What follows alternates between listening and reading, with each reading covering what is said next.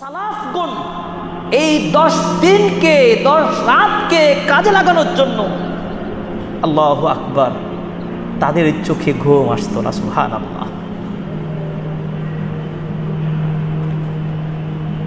তাদের চোখে ঘুম আসতো না।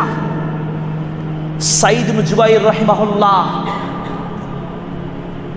তার ব্যক্তিগত আমল তিনি বর্ণনা করছেন, ইদা দাখালাতিল আশরু, যখন বরকতময় এই 10 দিন চলে আসে, ইজতাহাদা ইজতিহাদান হাত্তা মা ইয়াকাদু ইকদারু লাহু ইকদারু আলাইহি।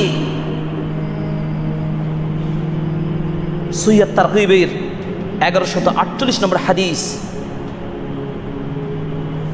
সাঈদ ইবনে জুবাইর রাহিমাহুল্লাহ এই 10 দিন যখন সময় পেয়ে যেতেন, ইবাদতের জন্য তিনি এত বেশি পরিশ্রমী হতেন, এত বেশি প্রচেষ্টা করতেন, এক পর্যায়ে তিনি অক্ষম হয়ে যেতেন, দুর্বল হয়ে যেতেন। সুবহানাল্লাহ। এবং সাঈদ ইবনে জুবাইর এই কথাও বলেছেন, এই তোমরা তোমাদের বাড়িতে রাতে আলোগুলোকে নিভিয়ে দিও না। সুবহানাল্লাহ।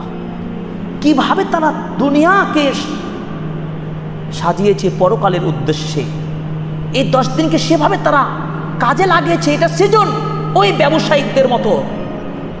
এটা পাগলামি করবেন একজন মুমিন। একজন মুমিন এই পাগলামি কখনোই করতে পারে না। সুযোগ পেয়েছি, এ দেহে শ্বাস যতদিন আছে আমাকে 10 দিন কাজে লাগাতে হবে।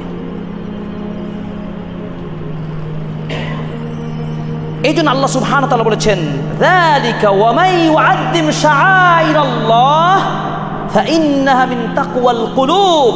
সূরা হজ্জের 32 নম্বর আয়াত। আর এটাই হলো দিন, যারা আল্লাহর দ্বীনের বিধানগুলোকে সম্মান করবে, উঁচু করে তুলে ধরবে, মানে আমলগুলোকে, আল্লাহর দ্বীনের বিধানগুলোকে। আর এটাই ফাইন্নাহা মিন তাকওয়াল কুলুব, তাহলে তাদের হৃদয়ে তাকওয়া আপডেট হবে। সুবহানাল্লাহ। আল্লাহ সুবহানাহু ওয়া তাআলা কত বেশি দয়াশীল তিনি বলছেন, চ্যালেঞ্জ করে বলছেন সূরা আনকাবুতের 69 নম্বর আয়াত, ওয়াল্লাযীনা জাহাদু ফীনা লানাহদিয়ান্নাহুম সুবুলানা ওয়াল্লাযীনা জাহাদু ফীনা, যারা আমার পথে আমার দ্বীনে প্রচেষ্টা করবে, আমল করার জন্য এগিয়ে আসবে, আল্লাহ পাক বলছেন লানাহদিয়ান্নাহুম সুবুলানা, আমি আল্লাহ তার জন্য আমার পথকে সহজ করে দেব। সুবহানাল্লাহ। যারা আমরা 5 ওয়াক্ত সালাত আদায় কখনো করি নাই, যারা নিয়মিত কোরআন তেলাওয়াত করি নাই, যারা ইসলামী লেকচারগুলো কোনোদিন শুনি নাই, যারা দান খায়রাত কোনোদিন করি নাই, যারা আমরা সিয়াম পালন করি নাই, যারা আমরা তাসবিহ তাহলিলগুলো নিয়মিত পাঠ করি নাই, তারা কি চেষ্টা করতে পারি না? তারা কি নতুনভাবে সাজাতে পারি না? অনেকে ভাববেন সারা জীবন কোনো আমলই করলাম না, এভাবেই দিন পার হয়ে যাবে। এটা ভুল। তিনি তওবাকারী, তিনি তওবা কবুলকারী। এই মুহূর্তে আপনাকে আমি তওবা করতে হবে। আল্লাহ সুবহানাহু ওয়া তাআলা তওবাকারীকে ভালোবাসেন। আজকে থেকে, খুতবা থেকে জীবনের মোড়কে পরিবর্তন করতে হবে। আর না হয় আপনাকে চ্যালেঞ্জ করতে হবে আমি আজীবন বেঁচে থাকবো, না আপনার চ্যালেঞ্জ করতে হবে আমি আগামী 50 বছর বেঁচে থাকবো। এই ক্ষমতা, এই শক্তি প্রয়োগ করার কোনো ব্যক্তির দুঃসাহস নেই। খুতবা শেষ করতে পারবো এর কোনো গ্যারান্টি আমার নেই। প্রত্যেক মুমিনের শেষ আমলটা আল্লাহ সুবহানাহু ওয়া তাআলা